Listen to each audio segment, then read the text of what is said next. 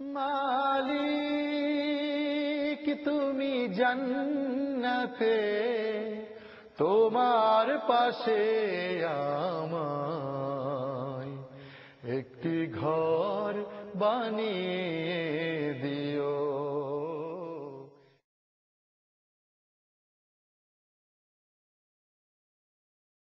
السلام عليكم ورحمة الله وبركاته. الحمد لله رب العالمين والصلاة والسلام على رسوله الكريم وعلى آله وصحبه أجمعين. أعوذ بالله من الشيطان الرجيم. إما يبلغن عندك الكبر أحدهما أو كلاهما فلا تقل لهما أف ولا تنهرهما وقل لهما قولا كريما واخفض لهما جناح الذل من الرحمة وقل رب ارحمهما كما ربياني صغيرا. اللهم صل على محمد وعلى آل محمد كما صليت على إبراهيم وعلى آل إبراهيم إنك حميد مجيد. اللهم بارك على محمد وعلى آل محمد كما باركت على إبراهيم وعلى آل إبراهيم إنك حميد مجيد. الصراط المستقيم এই অনুষ্ঠান থেকে www.jigyasa.com থেকে আপনাদেরকে আমন্ত্রণ জানাচ্ছি বড়দের প্রতি সম্মান প্রদর্শন বিষয়ক আলোচনায়। বড়দের প্রতি সম্মান প্রদর্শন। রাসূলুল্লাহ সাল্লাল্লাহু আলাইহি ওয়াসাল্লামের হাদিস রয়েছে যে মান লাম ইয়ারহাম সাগীরানা ওয়া ইয়ারিফ হাক্কা কাবীরিনা ফালাইসা মিন্না। যে বড় আমাদের ছোটদেরকে যে স্নেহ করে না, বড়দেরকে যে সম্মান করে না, সে আমাদের কেউ না। রাসূলুল্লাহ সাল্লাল্লাহু আলাইহি ওয়াসাল্লাম তাকে তার উম্মত বলেই, অনুসারী উম্মত বলেই, অনুগত উম্মত বলেই স্বীকার করেননি। তো দেখা যাচ্ছে যে ইসলামে একটা সম্মানবোধ, এটা মানুষের প্রত্যেক মানুষই সম্মানের পাত্র বা পাত্রী, এবং সেই সাথে বড় এবং ছোটর মধ্যে যে একটা সম্পর্ক সূত্র আছে, যে বড়কে ছোট শ্রদ্ধা করবে এবং ছোটকে বড় স্নেহ করবে। এবং এ ব্যাপারে আমাদের শুরু হয় ধরুন ঘর থেকেই, যে আমাদের মা বাপ থেকে শুরু হয়।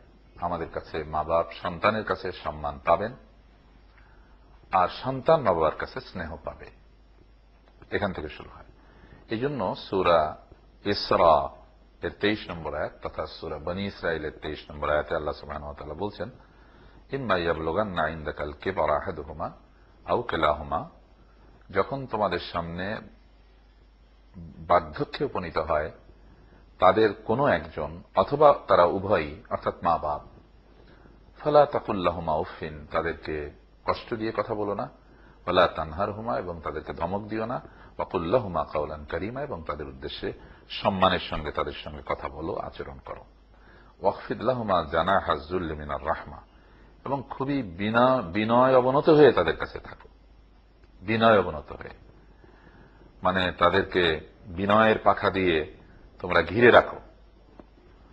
অকুর রব্বির হামহুমা কামা রব্বায়ানি সগীরা, এবং বলো, দোয়া করো, রব্বির হামহুমা, হে রব তুমি তাদের দুজনের প্রতি রহম করো, কামা রব্বায়ানি সগীরা, যেভাবে তারা শৈশবে আমাকে যত্নের সঙ্গে লালন পালন করেছিলেন। এখানে বড়দের প্রতি কি কি কর্তব্যবোধ আছে সেটি আমরা এখানে একদম কোরআন মজিদের স্পষ্ট নির্দেশনা পেয়ে যাচ্ছি।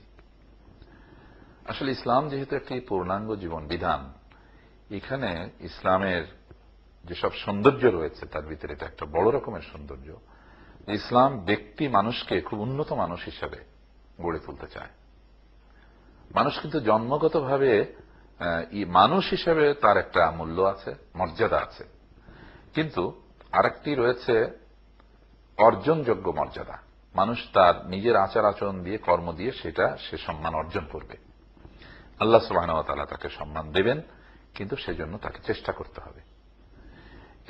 এই যে মানুষের এই যে ইসলামের যে পূর্ণাঙ্গ জীবন বিধান আমরা বলছি, সেটা এই জন্য বলছি যে এখানে ব্যক্তি জীবনের থেকে নিয়ে পারিবারিক জীবন, সামাজিক জীবন, সমস্ত কিছু, একদম সামগ্রিক জীবনের মানুষের সমস্ত কিছু আমরা প্রতিটি সমস্যার সমাধান এবং প্রকৃত সমাধান এবং একটা গ্রহণযোগ্য সমাধান, যুক্তিসঙ্গত সমাধান, কল্যাণকর সমাধান এবং একটা শাশ্বত সমাধান আমরা এর ভিতরে পেয়ে যাই।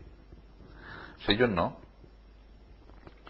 বড়দের সঙ্গে ছোটদের সম্পর্ক, ছোটদের সঙ্গে বড়দের সম্পর্ক কেমন হবে সেটা এখানে সুস্পষ্টভাবে, সুনির্দিষ্টভাবে ইসলামে বলা আছে। قال رسول الله صلى الله عليه وسلم إن من إجلال الله إكرام ذي الشيبة المسلم وحامل القرآن غير الغالي فيه والجافي عنه وإكرام ذي السلطان المقسط। যাই হোক, এই যে হাদিস আবু দাউদের, এই হাদিসের মধ্যে বলা হয়েছে যে বড়কে সম্মান করাটা, ইজলালিল্লাহ ইকরাম যিশ শায়বাতে, মানে আল্লাহকে যদি কেউ সম্মান করে, আল্লাহকে যদি কেউ মর্যাদা দেয়, তাহলে তার উচিত হবে যে তার বড়দেরকে সে সম্মান করবে।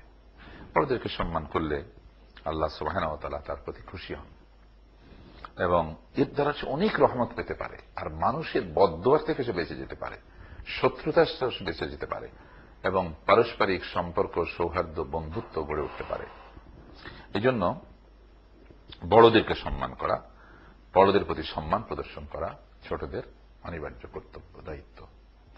এভাবে মা বাপকে সন্তান সম্মান দেখাবে, শিক্ষককে ছাত্রছাত্রীরা সম্মান দেখাবে এবং সমাজের যারা বয়স্ক লোক তাদেরকে সম্মান দেখাবে।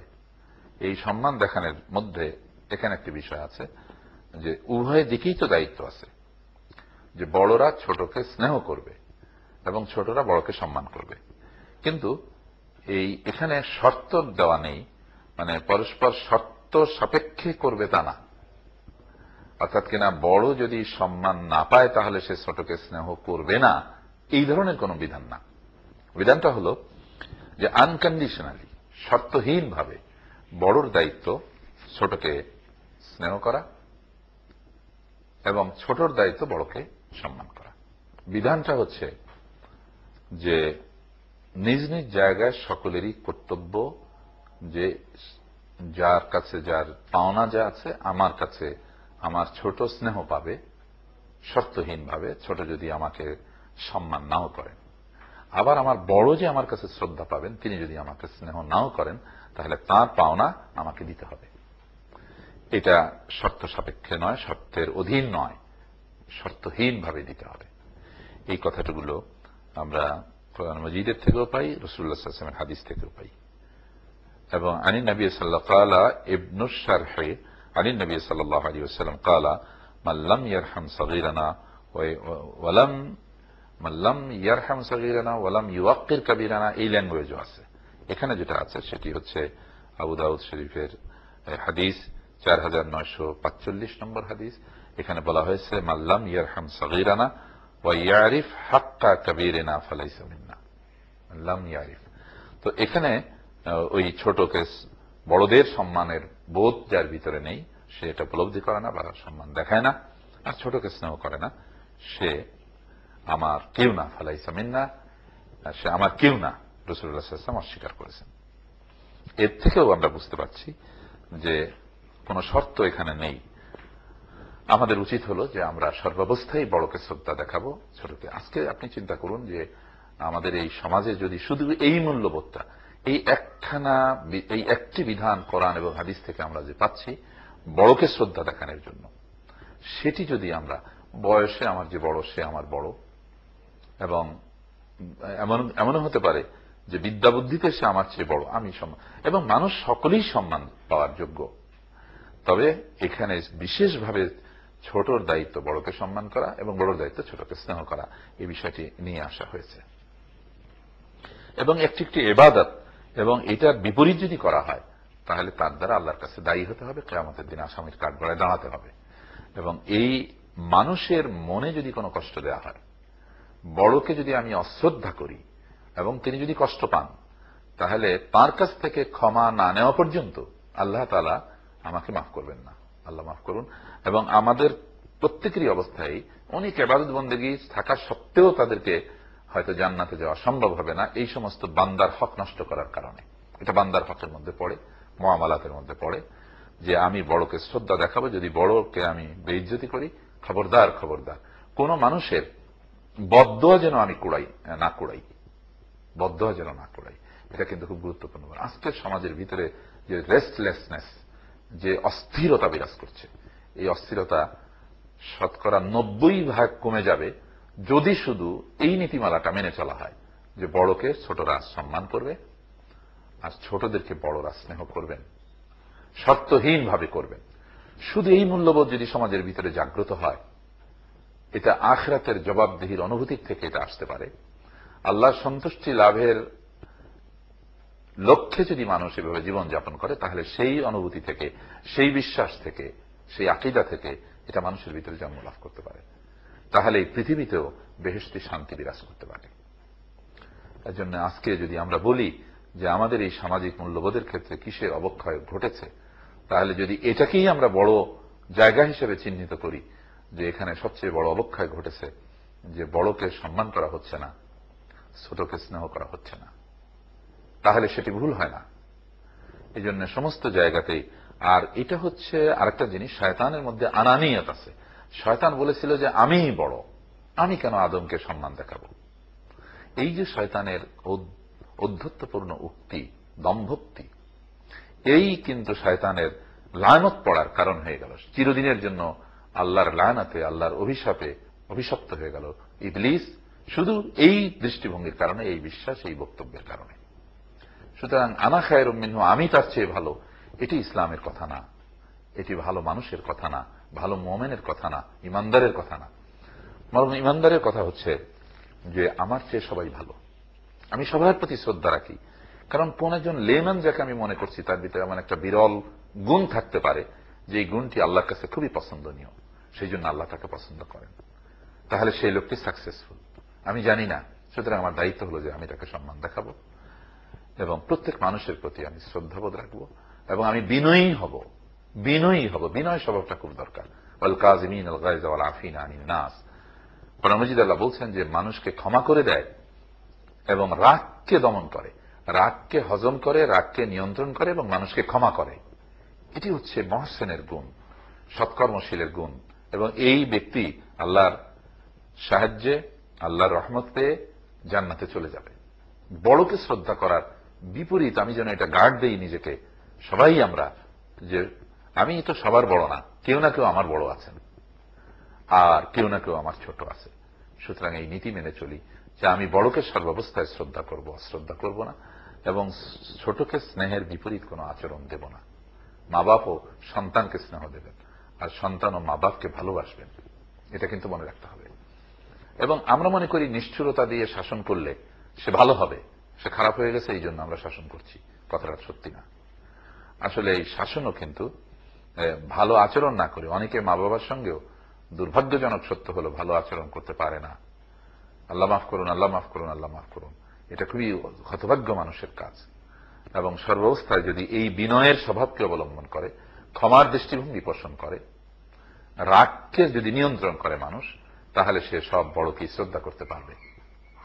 এবং এই গুণগুলি যদি, এই রেয়ার গুণগুলি যদি অর্জিত হয়, তাহলে সেই লোকটি জান্নাতের অধিবাসী হবে, আল্লাহর আযাব থেকে বেঁচে যাবে, পৃথিবীতেও সম্মানজনক জীবনের অধিকারী সে হতে পারবে। দর্শক মন্ডলী, আমরা মসজিদ কাউন্সিল থেকে আপনাদের সামনে এই প্রোগ্রামগুলো প্রচার করছি মসজিদ কাউন্সিলের আয়োজনে। এবং মসজিদ কাউন্সিলের রয়েছে সমাজমুখী, মসজিদ ভিত্তিক সমাজ উন্নয়নের কাজ, এবং সেখানে পরিত্যক্ত শিশুদের প্রতিপালন, তাদের শিক্ষা দীক্ষা, এই সমস্ত কিছু ভালো আকারে করা। যাদের পৃথিবীতে কেউ আল্লাহ ছাড়া নেই, এদের জন্য আপনারা এদের সহযোগিতায় হাত বাড়াবেন। এবং আমাদের যাকাত দিয়ে দারিদ্র্য বিমোচনের একটি অত্যন্ত গুরুত্বপূর্ণ প্রকল্প রয়েছে। সেখানে যারা যাকাত নিয়েছিলেন, আজকে তাদের কেউ কেউ যাকাত দেনেওয়ালা হয়ে গেছেন আলহামদুলিল্লাহ, মাত্র 3 বছরের ব্যবধানে। 5 বছরের এই প্রজেক্টকে আমরা সফলতা যেন আল্লাহ দান করেন, এটা আপনারা দোয়া করবেন। এবং আপনাদের যাকাতের অর্থ এখানে আপনারা দান করুন, এই আহ্বানও আপনাদের কাছে রাখছি। ওয়া আখিরু দাওয়ানা আলহামদুলিল্লাহি রাব্বিল আলামিন। আসসালামু আলাইকুম ওয়া রাহমাতুল্লাহি ওয়া বারাকাতুহু।